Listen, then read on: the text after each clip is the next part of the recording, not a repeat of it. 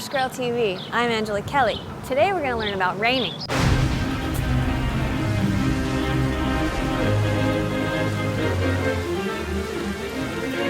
No, not that kind. We're at John Irish Performance Horses to learn about the FEI sport of reining.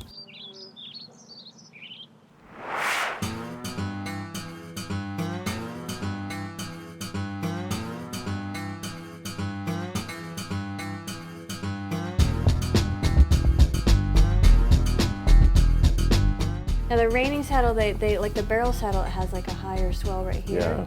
So what's different about the reiners? You want to be able to move around some. You don't want to be locked in, and you don't want like a barrel saddle's got a higher lower cantle. You want to be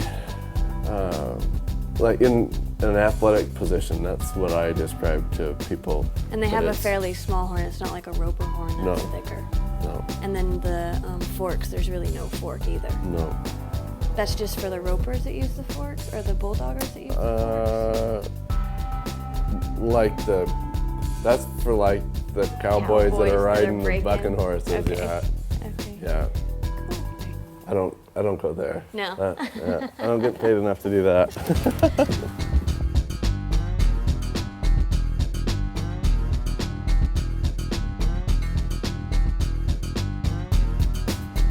So John, I want to thank you for taking the time to be on the show today. You're welcome. It's my pleasure.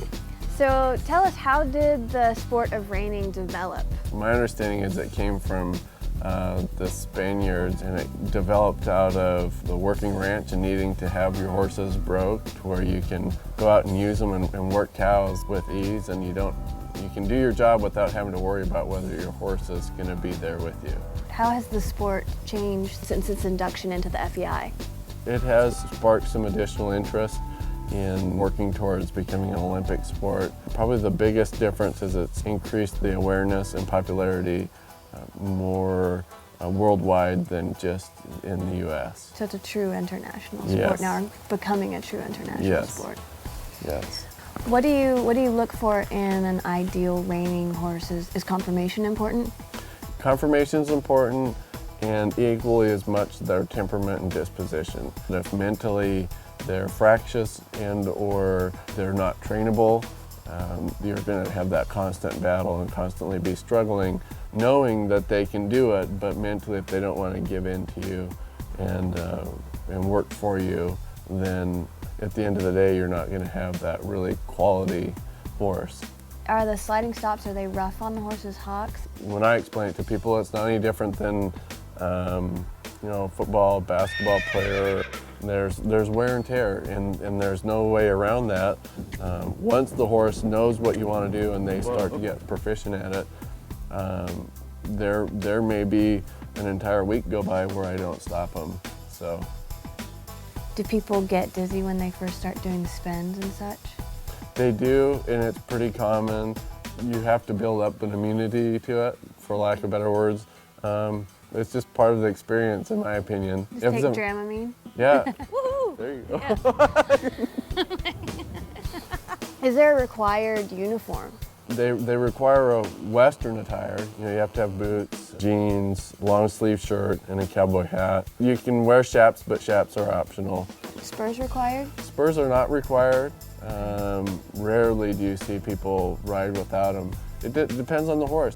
Showing the rein, and I think we touched on it in riding around. On paper and on the surface, completing a reining pattern doesn't seem or appear to be that difficult, even to watch it. But when you have to go put it all together, the littlest thing can happen, and just it's amazing how fast the things can fall apart. I have a newfound respect for it after trying it. There you go! Very good! Wow, that's fun!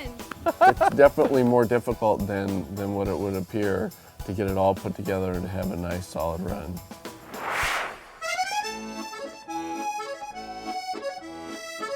We have Horse Girl Mail every episode. And Gavin from Austin writes, "Dear Horse Girl, what's the most common mistake someone makes when they first get into reining?" It's not necessarily a mistake. It's as much as it's being misinformed.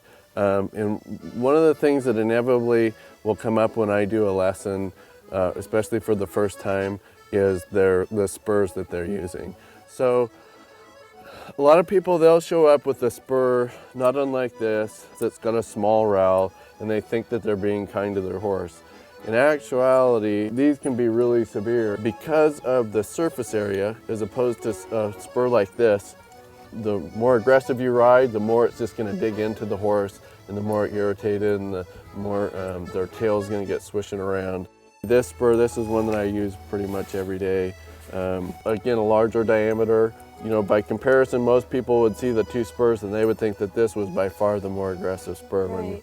And in reality, again, when you look at the diameter and the number of points on there, it's really not. It seems like it's inevitable that I touch on the issue of spurs. The best advice I could give anyone is go to somebody that does it all day, every day. They're going to point you in the direction from everything, again, from your saddles to the bridle, from head to toe. They're going to be able to help you with what works for them on a daily basis. Well, I know you have to get back to teaching and everything, so I want to thank you very much for letting us come out. I really appreciate your time. You're welcome. It's been fun. Thanks, Dad. You're welcome. Don't forget to send your questions to mail@HorseGirlTV.com, and you could be featured on a future episode. Well, that about wraps it up for this episode. Thanks for tuning in. See you next time.